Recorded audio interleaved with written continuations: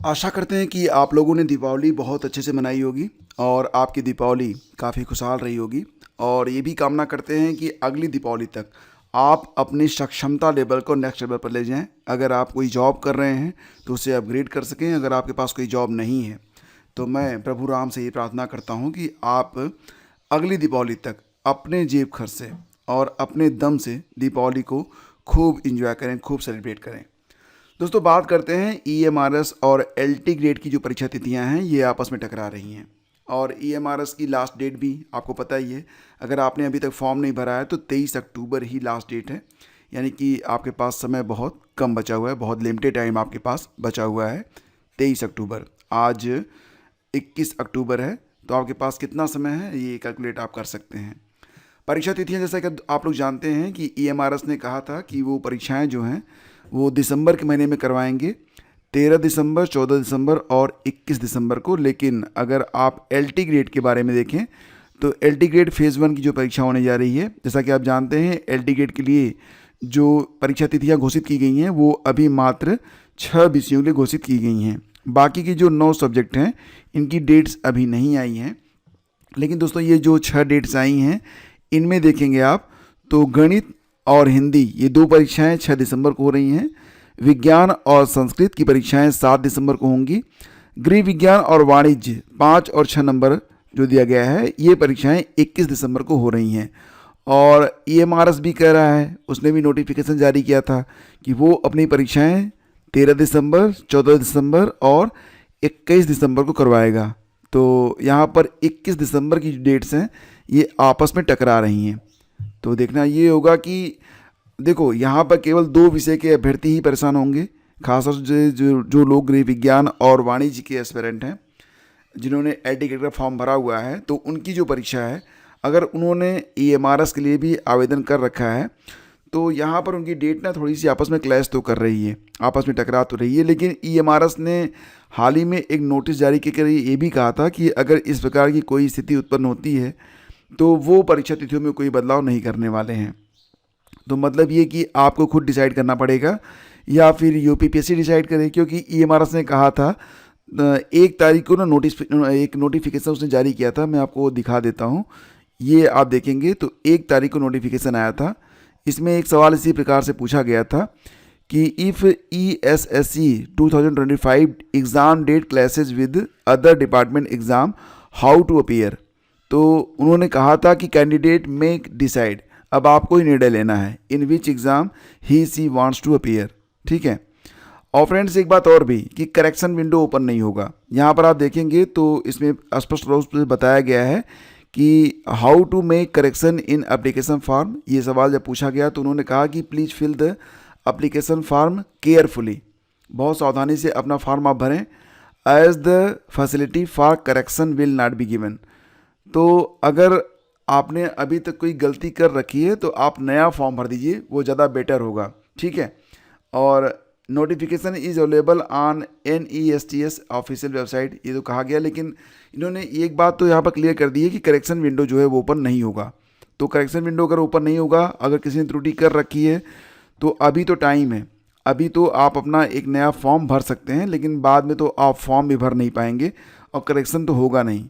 तो करेक्शन अगर एड्रेस में है तो वो तो चल जाता है थोड़ा बहुत, लेकिन नाम की स्पेलिंग में है, पिता के नाम की स्पेलिंग में है, डेट ऑफ बर्थ में है, या किसी भी बहुत सेंसिटिव डेटा में है, तो उसको तो आपको ठीक करना पड़ेगा। नया फॉर्म भरने के अलावा और कोई ऑप्शन यहाँ पर नहीं है। ठीक है। तो ये सारी बातें हैं। और ये जो FAQ जिन्होंने जारी किया था ये मैं आपको टेलीग्राम पर शेयर कर दूंगा, वहाँ से जाकर आप इसे पढ़ लीजिएगा। 1 तारीख का FAQ है। कई सारे बच्चों ने सवाल किया कि करेक्शन विंडो जो EMRS है तो शिक्षक भर्ती के लिए कब ये ओपन होगा। तो फ्रेंड्स, यहाँ पर करेक्शन विंडो ओपन नहीं होने की बात यहाँ पर स्पष्ट रूप से कही गई है। जैसा कि फ्रेंड्स आप लोग जानते हैं कि जो आपकी परीक्षाएं होंगी ये कुल 83 सिटीज़ में करवाई जाएंगी, 83 शहरों में। तो इसके बारे में चिंता मत करिएगा, आपका जो निकट का सबसे डेस्टिनेशन होगा वहीं पर आपकी परीक्षा करवाई जाएगी। और रही बात ये कि 2023 की अपेक्षा 2025 में थोड़ा सा कंपटीशन कम है। हर परीक्षा में तो बढ़ा है, लेकिन EMRS में जो कंपटीशन का लेवल है वो कम हुआ है। ठीक है। अब क्यों कम हुआ है, अब अगर हम 2023 का जो डेटा है उसको देखें तो कुल मिला के 10,391 पद आए हुए थे, ठीक है। और फॉर्म भरे गए थे लगभग 21.25 लाख के आसपास फॉर्म भरे गए थे, जिसमें हॉस्टल वार्डन के लिए ही केवल 6 लाख फॉर्म भर दिए गए थे। नॉन टीचिंग पर 7 लाख फॉर्म आए थे, टीजीटी पर 3.5 लाख, पीजीटी पर 4.5 लाख और प्रिंसिपल पर 25,000। प्रिंसिपल की जो परीक्षा होगी इस बार वो केवल दिल्ली में होगी, बाकी के लिए जो परीक्षाएं हैं वो अलग अलग शहरों में होंगी। ये बात नोटिफिकेशन में लिखी गई है, ठीक है। रही बात दोस्तों ये कि 2025 की जो वैकेंसी है, वैकेंसी के बारे में आप यहाँ पर देख सकते हैं। प्रिंसिपल के लिए भी कुल 225 पद हैं, पीजीटी में 1460 पद हैं, टीजीटी में 3,962 पद हैं, हॉस्टल वार्डन के लिए 635 पद हैं, बाकी female staff nurse, accountant, junior secretariat assistant, lab attendant और टोटल कुल मिला के 7,267 सीटें हैं, ठीक है। लेकिन सबसे ज़्यादा जो यहाँ पर फॉर्म भरे गए हैं वो पीजीटी के लिए, टीजीटी के लिए और हॉस्टल वार्डन के लिए भरे गए हैं, क्योंकि हॉस्टल वार्डन में केवल स्नातक ही मांगा गया है, तो सबसे ज़्यादा आवेदन यहीं पर आए हैं। फिलहाल दोस्तों अगर बात करें कि कुल कितने आवेदन अब तक हो चुके हैं, तो 19 अक्टूबर तक का डेटा मैं आपको उपलब्ध करवाता हूं। हालांकि अभी जो आवेदन हैं वो चलेंगे आपके 23 अक्टूबर तक, और उसके बाद जो फाइनल डेटा होगा मैं आपको उपलब्ध करवाने का प्रयास करूंगा। लेकिन अभी तक कितने फॉर्म भरे गए हैं, तो अगर देखा जाए तो 19 अक्टूबर 2025 तक ये सारा डेटा हमको कहाँ से प्राप्त हुआ, आपके मन में आ रहा होगा।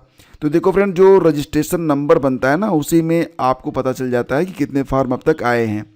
तो यहाँ पर रजिस्ट्रेशन के मुताबिक कुल 6,80,076 फॉर्म भरे गए हैं 19 अक्टूबर। तो दोस्तों अगर बात करें 6,80,076 फॉर्म, तो मान लेते हैं कि इसमें से 1 लाख से 1.5 लाख फॉर्म हो सकता है कि दोबारा से भरे गए हों या केवल रजिस्ट्रेशन करके छोड़ दिए गए हों। तो अगर कुल मिला के देखा जाए तो लगभग 1.5 लाख अगर ऐसे जो रजिस्ट्रेशन हैं अगर उनको हम छोड़ दें, लेफ़्ट कर दें, तो लगभग 5 लाख के आवेदन अब तक हो चुके हैं। 5 लाख के आसपास अब तक फॉर्म भरे गए हैं। और अंतिम डेट तक यानी कि 23 अक्टूबर तक कितने फॉर्म भरे जाएंगे, तो दोस्तों हो सकता है कि 8 लाख तक आवेदन हो सकते हैं, क्योंकि लास्ट डेज जब स्टार्ट होता है ना तो फॉर्म भरने की जो गति है, स्पीड है, वो बढ़ जाती है।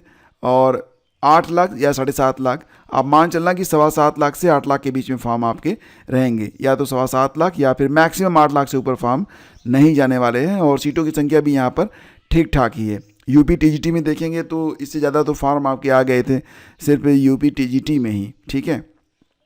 और अगर हम देखें कि टीजीटी और पीजीटी में कितने फॉर्म भरे जाएंगे, लगभग ये अनुमानित डेटा है, तो इस बार उम्मीद है कि लगभग 2.5 से 3 लाख के आसपास फॉर्म जो होंगे वो टीजीटी में होंगे, और पीजीटी में लगभग 3.5 लाख के आसपास फॉर्म भरे जा सकते हैं। अब ये डेटा अभी फाइनल नहीं है, फाइनल डेटा मैं आपको दूंगा जब फॉर्म भर जाएंगे उसके बाद। तो करेक्शन को लेकर चिंता मत करिएगा, करेक्शन तो अभी आप कर लीजिए, बाद में कोई विंडो ओपन नहीं होने वाला है, ठीक है। और एग्ज़ाम डेट यहाँ पर जो LT ग्रेड गृह विज्ञान और वाणिज्य वाले एस्पिरेंट हैं उनको तो थोड़ा सा दिक्कत यहाँ पर होगी, लेकिन अभी क्योंकि सब्जेक्ट वाइज MRS की नोटिफिकेशन नहीं आई है, तो हो सकता है कि ये जो क्लास है थोड़ा सा और भी कम हो जाए, ठीक है। तो देखना होगा कि कौन कौन से लोग इसमें प्रभावित होते हैं। हाँ, अगर आपकी डेट्स जहाँ पर क्लास हो रही हैं तो आप बताइएगा ज़रूर कमेंट करके। फ्रेंड्स आगे बढ़ते हैं और आपको बताना चाहेंगे LT ग्रेड के लिए, क्योंकि LT ग्रेड की परीक्षा बहुत करीब आ रही है। 6 दिसंबर को ही पहला पेपर होने वाला है, और नेक्स्ट जो बाकी के 9 सब्जेक्ट हैं ये जनवरी में कराए जा सकते हैं, ऐसी जानकारी यहाँ पर मिल रही है। क्योंकि एक बार जब यहाँ पर इनकी गाड़ी स्टार्ट हो जाएगी ना तो चलती ही रहेगी, फिर रुकने वाली तो है नहीं। तो आपको पता है कि LT ग्रेड हो, GDC हो या फिर GIC प्रवक्ता हो, उसमें GS भी पूछा जाता है। और GS के लिए ये जो करंट अफेयर का पहला भाग है, इस पर जो हैवी डिस्काउंट आपको दिया गया था 40% का, ये डिस्काउंट आज भी कंटिन्यू रहेगा। क्योंकि सुबह सुबह ही बहुत सारे मैसेज आ गए कि सर कल हम किसी कारण से बाहर थे, ट्रेन में थे, या दीपावली की वजह से आपका वीडियो देख नहीं पाए, आज देखे हैं, तो हमको प्लीज़ ये डिस्काउंट मिलना चाहिए। तो चलो ठीक है, ये डिस्काउंट आज भी जारी रहेगा, ठीक है। लेकिन बस आज, क्योंकि ये एक हैवी डिस्काउंट है, हमारे भी भाई स्टाफ हैं, उनकी भी दीपावली होती है, उनको भी कुछ देना पड़ता है, ठीक है। तो मिला जुला के आज तक आपके लिए ये अवसर और है कि कम पैसे में आप ये ले सकते हैं। 40% डिस्काउंट आपको आज भी जारी रहेगा। फ्रेंड्स आगे बढ़े तो आज के अखबारों में भी कुछ खबरें हैं, जैसे कि PCS प्रारंभिक परीक्षा के कई उत्तरों पर अभ्यर्थियों को आपत्ति। तो ऐसी तो कोई परीक्षा आज तक हुई नहीं, UPPSC हो, UPSSC हो, जिसमें प्रश्नों के उत्तर सही से ही आ गए हों। मुझे समझ में नहीं आता कि ये जो एक्सपर्ट कहे जाते हैं, जो पेपर सेटर होते हैं, ये भाई लोगों को आंसर ही पता नहीं होता, तो इतनी बड़ी ब्लंडर करते क्यों हैं, ऐसे प्रश्नों को सेट क्यों कर देते हैं। मुझे लगता है ना, उठाते होंगे पिछले साल के क्वेश्चन पेपर, कुछ किताबें रख लेते होंगे और बस सेट करते चले जाते होंगे। बड़ा आसान है, ये तो काम कोई भी कर सकता है। मुझे लगता है कि इससे बेहतर काम तो जो एस्पिरेंट है वो कर लेंगे। लेकिन फ़िलहाल यहाँ पर देखा जाए तो कुछ प्रश्न हैं जिस पर अभ्यर्थियों ने आपत्ति जताई है। लास्ट डेट अभी 25 तारीख है। 25 तारीख तक अभ्यर्थी जो आवेदन करेंगे, मतलब जो उनका आपत्ति है वो 25 तारीख तक वो जमा कर सकते हैं। तो अभ्यर्थियों ने बताया है कि जैसे कि पीआईबी के मुताबिक उन्होंने कह दिया कि जो मिशन लाइफ के बारे में आयोग ने कहा कि जून 2022 में लॉन्च हुआ था, तो पीआईबी के मुताबिक ये गुजरात के केवड़िया में अक्टूबर 2022 में लॉन्च हुआ था। तो इस पर तो उन्होंने बहुत ही कड़ी तरीके से अपनी आपत्तियां दर्ज करा दी हैं।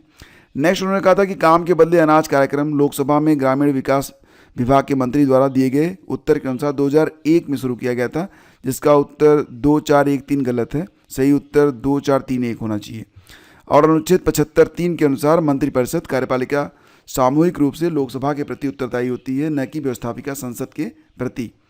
तो ये सारी जो है बातें यहाँ पर कही गई और आपत्तियां लगाई गई हैं। उत्तर कुंजी के कई उत्तरों पर विसंगति का आरोप लगाकर अभ्यर्थियों ने कहा कि खुद प्रश्न बनाने वाले विशेषज्ञ 150 प्रश्नों के सही उत्तर नहीं बना पाते हैं। वाकई बहुत बड़ी बात है। आपको क्या लगता है कमेंट करके बताना ज़रूर।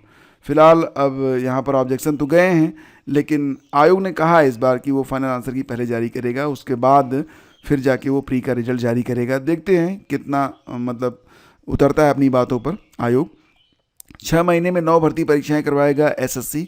तो मार्च तक संभावित परीक्षाओं के कैलेंडर में कांस्टेबल, स्टेनोग्राफर समेत कई बड़ी भर्तियां हैं, जो कि आप यहां पर देख सकते हैं। जूनियर इंजीनियर की परीक्षा 27 से 31 अक्टूबर तक होगी। कांस्टेबल पुरुष दिल्ली पुलिस की परीक्षा नवंबर-दिसंबर में। हेड कांस्टेबल दिल्ली पुलिस नवंबर-दिसंबर में। हेड कांस्टेबल दिल्ली पुलिस नवंबर-दिसंबर में। तो ये अलग अलग वैकेंसीज थी। स्टेनोग्राफर की परीक्षा जनवरी-फरवरी में। कांस्टेबल जनरल ड्यूटी केंद्रीय सशस्त्र पुलिस बल जनवरी-फरवरी में। लोअर डिवीजन क्लर्क मार्च में। अपर डिवीजन क्लर्क और एएसओ की परीक्षा भी मार्च में करवाएगा। तो कुल मिलाकर लगभग 12,000 से ज़्यादा पद इस माध्यम से भरे जाएंगे और बाकी आप लोगों को सब पता ही है। तो फ्रेंड्स, मिलते हैं आपसे हम अगले वीडियो में। सेशन अच्छा लगा तो लाइक और शेयर कीजिएगा। एलटी ग्रेड का आज नेक्स्ट मॉक टेस्ट आपका आएगा, ठीक है? तो बिल्कुल छुट्टी मत मनाइए। और कुछ लोग आज उठाते नहीं है ना पेन पेपर कलम वगैरह। भाई ज़िंदगी बनानी है ना, तो समय का सही उपयोग करो।